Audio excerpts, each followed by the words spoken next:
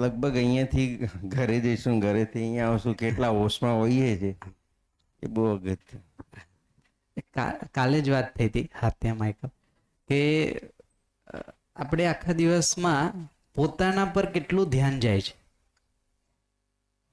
તો લગભગ દિવસ નહીં, મહિના અને વર્ષો, કોઈ ઘટના નથી બનતી ને ત્યાં સુધી પોતાના પર ધ્યાન જ નથી જતું. ઘટનાથી ધ્યાન જાય છે, હે ને? એનો મતલબ છે કે લગભગ બેહોશીની સ્થિતિમાં માણસ જીવે. એને અત્યારે જોશું બેહોશી શું છે ને, એ આગળ એના પર જ જાશું. બટ લગભગ માનવ જાતિ બેહોશીની સ્થિતિમાં છે. એને ખબર જ નથી એ શું કરી રહ્યો છે, શું કરવા માટે કરે છે, લાઈક અથવા તો શું મળશે આગળ પાછળનું, જેને આપણે લક્ષ્ય કહીએ. લક્ષ્ય નથી ખબર, લક્ષ્ય કેમ પૂરું થશે એ નથી ખબર, એ જ બેહોશી છે બેઝિકલી. હા, તમે મારો ક્વેશ્ચન એ હતો કે જ્યારે માણસ આવ્યો હશે, બરાબર, ત્યારે શું એને ખ્યાલ હશે કે શું કરવા આવ્યો છે? હશે કે નહીં હોય? હા, જેમ કે આ પ્રસ્તાવને તમે ભૂલી જાઓ કે આ નથી આવ્યો. એની સિવાય પણ તમે જે કરતા હતા એ વર્ષોથી એ જ છે. જ્યારે જન્મ માણસ ધરતી પર આવ્યો ત્યારથી લઈને આજ સુધી માણસ જે પણ કંઈક કરે છે એની બેઝિક અપેક્ષામાં જોશો ને તો એ જ છે, સુખ જેને કહે છે. હા, ખબર નથી, મેં જ કહું છું ખબર નથી, બટ પ્રયત્ન, ડિફોલ્ટ સેટિંગ એ જ છે. આપણે એ ડિફોલ્ટ સેટિંગને ઓબ્ઝર્વ કરીએ છીએ. તમે એનાથી મુક્ત નહીં થઈ શકો. જેમ કે આજે પણ નવું બાળક જન્મ લે છે ને એ દુઃખને એક્સેપ્ટ ક્યારેય નહીં કરે, અથવા તો એ કમ્ફર્ટ, જેમ કે ભાષા કદાચ એની માટે અલગ હશે. જેમ કે એક એક્ઝામ્પલ આપો, હવે નાનું બાળક છે, હજી 1, 2, 4 મહિનાનું છે, એને સુખ દુઃખ ખબર નથી, બટ તમે જો તે છતાં પણ એ કમ્યુનિકેટ કરે છે. એની પાસે લેંગ્વેજ છે રોવાની અને હસવાની. એ સમય, જે સમય એને કમ્ફર્ટેબલ ફીલ નથી થતું એ રોઈને એક્સપ્રેસ કરે. ઇટ મીન્સ આ એને માટે એક્સેપ્ટેબલ નથી. અને જે સમય એને કમ્ફર્ટેબલ ફીલ થાય છે એ ટાઈમે એ રિલેક્સ રહે છે, સુખમાં રહે છે અથવા તો ખુશ રહે છે. આ એનું એક્સપ્રેશન છે કે આ એને જોઈએ છે. તો નિરંતર સુખને આપણે એવું કહી શકીએ કે એક તટસ્થ અવસ્થા છે, કે એ બહુ અતિ સુખની અવસ્થા પણ નથી અને દુઃખની અવસ્થા પણ નથી. હા, એટલે એને એવું કહે છે કે એ આવેશ નથી. અતિ સુખ જે તમે કહો છો એ આવેશ છે, ને અતિ દુઃખ એ બેઝિકલી વિષમ આવેશ છે. અને આ બે થી અલગ વસ્તુ છે સુખ. એટલે સુખ જ્યારે કહીએ છીએ તો એ નિરંતર જ વસ્તુ છે. અત્યારે આપણે સુખ શબ્દનો એટલો બધો પ્રયોગ કરે છે ને એટલે સુખની આગળ નિરંતર લગાવવું પડે. તો જેમ પેલા આપણે વાત થઈ ગઈ, એક સોંગ આપણે ટૂંકમાં કન્ટિન્યુઅસ સાંભળી ના શકીએ, બરાબર? તો નિરંતર સુખ પણ એક એવી અવસ્થા હશે ને કે એનાથી પણ માણસ કંટાળી જશે જો એને મળી જાય તો. એ નથી, એ જ વાત છે કે એ આવેશ છે જેનાથી માણસ કંટાળશે. સુખ એવી સ્થિતિ જે હંમેશા માણસમાં બનેલી રહેશે, એનાથી ક્યારેય બોર નહીં થાય. જે અત્યારે બોરિયત વાળો પાર્ટ છે ને એ આવેશના કારણે આવે છે. પણ એ તો આપણને હજુ નથી મળ્યું એટલે આપણે કહી શકીએ. ના, જેને મળ્યું છે એને જ કીધું, મેં જ એને આપણે ટૂંકમાં એને જ આપણે 1 by 1 ચેક પણ કરશું. માનવાની જરૂર નથી, બટ જે વસ્તુ ઉપલબ્ધ થઈને એના આધારે આ પ્રસ્તુતિ છે, હે ને? કે અત્યાર સુધી આપણને ઉપલબ્ધ નથી એટલે આપણે અનુમાન બનતું નથી. જેમ કે તમે જે કહો છો ને એના પરથી એક પ્રશ્ન પણ નીકળે, માણસ જે સમય સંતોષિત થઈ જશે પછી તો ગ્રોથ અટકી જશે. સુખી થઈ ગયો હવે તો કંઈક કરે જ નહીં. અને એ ક્વેશ્ચન આવે ને, માની લો કે આટલું બધું વિકાસ થયો તો એટલા માટે કે માણસ નથી સેટિસ્ફાઈડ તો આટલું જ થયું. સુખી થઈ જશે પછી તો બધું અટકી જશે. એકચ્યુઅલી સુખી થઈ ગયા પછી તો આ બધા કામ ચાલુ થશે. એની પહેલા તો બધા આ ક્વેશ્ચન માર્કને રિમૂવ કરવા માટે પહેલા એ વસ્તુ મારામાં હોવી જોઈએ. એ મારામાં હશે પછી બધું આગળ જશે. એકચ્યુઅલી પછી તો માનવ પદમાં આવ્યા પછી તો એનું કામ ચાલુ થાય. એની પહેલા તો માનવ બનવા માટેના જ પ્રયત્ન કરે છે. હા, તો તમે જુઓ કદાચ 4 લાખ વર્ષ લાગ્યા ને હજી વધારે લાગશે, હજી માનસ પદમાં આવ્યો નથી. જ્યારે બહુ ક્રિટિકલી જુઓ તો 15 થી 20 વર્ષનો સમય છે માણસને માનસ પદમાં આવતા, એનામાંથી વધારે સમય લાગતો નથી.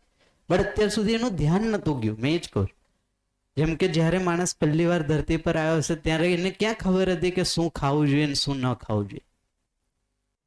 પણ ખાવું તો જોઈએ, એ તો એટલું તો એને બાય ડિફોલ્ટ હતું. ભૂખ તો લાગે જ છે, તરસ તો લાગે જ છે, પણ શું ખાવું શું ન ખાવું એનું ધ્યાન અથવા તો એનું જ્ઞાન નહોતું. તો એને શું કર્યું? Trial and error. અને ટ્રાયલ એન્ડ એરર કરતા કરતા કરતા એક સમય માણસે પહેચાન્યું કે આ વસ્તુ મારા માટે ખાવા યોગ્ય છે. તમે વિચારો કેટલી જનરેશન તો એમાં પોઈઝનસ વનસ્પતિ ખાઈને મરી ગઈ હશે કેટલા લોકો તો. ખબર જ નથી શું ખાવું. પશુ પક્ષીઓ ખાય છે એને જોઈને એ ટાઈમે માણસ ખાતો હશે. તો જેમ આ ઇવોલ્યુશન જ છે, એટલે એક પ્રકારનું ગ્રોથ જ છે. એ ગ્રોથ થતા થતા થતા આજે માણસની એ સ્થિતિ છે કે વૈચારિક ધરાતલ પર માણસ એ વિચારે છે કે આ બધું થઈ ગયું, બટ હવે હજી સેટિસ્ફેક્શન જે મળતું નથી એનું કારણ શું છે? અને એ શોધમાં જ આપણને આ નવું અનુસંધાન પ્રાપ્ત થયું. એ શોધ વૃત્તિથી જ આપણને આ નવું વસ્તુ ઉપલબ્ધ થઈ. હવે માણસને એ વસ્તુ પકડાઈ ગઈ કે અચ્છા મારા આવવાનો પર્પઝ આ હતો, આ થઈ જશે એટલે આ વસ્તુ સોલ્વ થઈ જશે. એ હવે દેખાય છે. એને જ એક નામ આપ્યું મધ્યસ્થ દર્શન.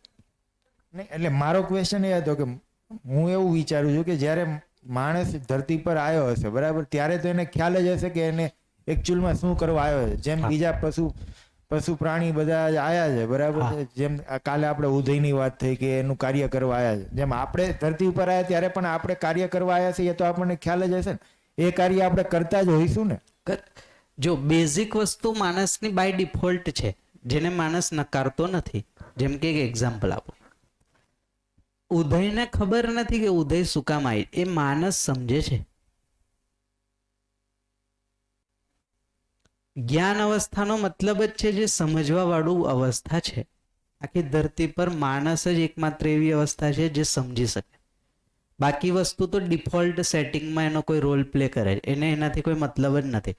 એટલે તમે જો માણસ સિવાય બીજી કોઈ વસ્તુ માટે એજ્યુકેશન નથી, પશુ પક્ષીઓ માટે શિક્ષાની જરૂર નથી, કારણ કે એ ડિફોલ્ટ છે ને, સેટિંગ ડિફોલ્ટ, એનું આચરણ નિશ્ચિત છે. એ જેની માટે બન્યું છે એ કરશે. એ શું કામ કરશે, એનો રોલ, એનો પર્પઝ સમજવાની એને જરૂર નથી. બટ માણસ જો એ પર્પઝ નહીં સમજે તો માણસ દુઃખી થશે, એટલે માણસને સમજવું પડશે. આ તો શરૂઆતમાં તો સમજતો જ હશે ને. હા, મેં જ કહ્યું. હવે એ પોઈન્ટ પર જ આવીએ. જેમ કે માણસ, માન લો કે જ્યારે પૃથ્વી પર આવ્યો ત્યારે માણસ સાથે બીજી 3 અવસ્થાઓ હશે. માણસ હશે ને માણસ સાથે બીજી 3 અવસ્થા. માણસ પાસે 5 ઇન્દ્રિયો બાય ડિફોલ્ટ છે, શબ્દ, સ્પર્શ, રૂપ, રસ, ગંધ, જેનાથી એ વસ્તુને ઇનપુટ લે છે, સાંભળે છે, બોલે છે, આ છે.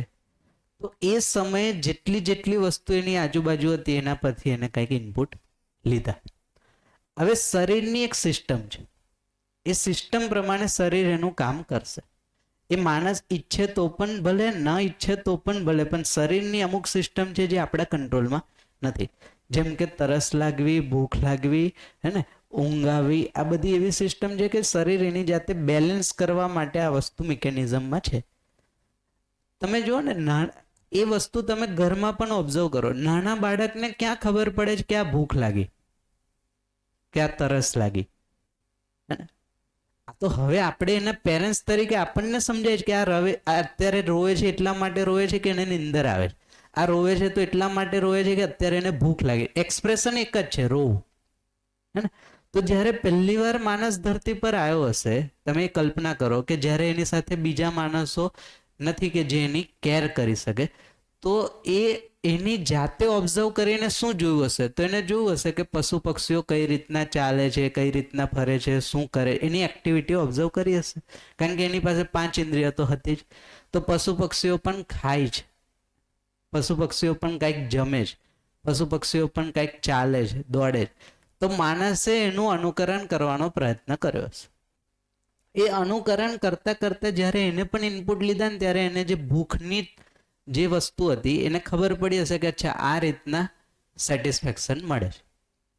હવે શું ખાવું એ બીજો પ્રશ્ન છે. પહેલા તો એ ખબર પડી કે ખાવા જેવું છે અને જમવું, ભાષા તો પછી આવી ને, ભાષા હતી જ નહીં એ ટાઈમે, તો એક્ટિવિટી જ હતી ખાલી કે આવું પેલા માની લો કે સિંહે આવું કર્યું, હરણે આવું કર્યું. પછી એ ધ્યાનમાં આવ્યું છે કે અમુક એવા છે કે બીજા પશુને મારીને ખાય છે અને અમુક એવા છે કે જે ડાયરેક્ટ ફ્રૂટ ખાય. તો માણસે શું ચૂઝ કર્યું હશે? ડાયરેક્ટ જે મળે છે એ.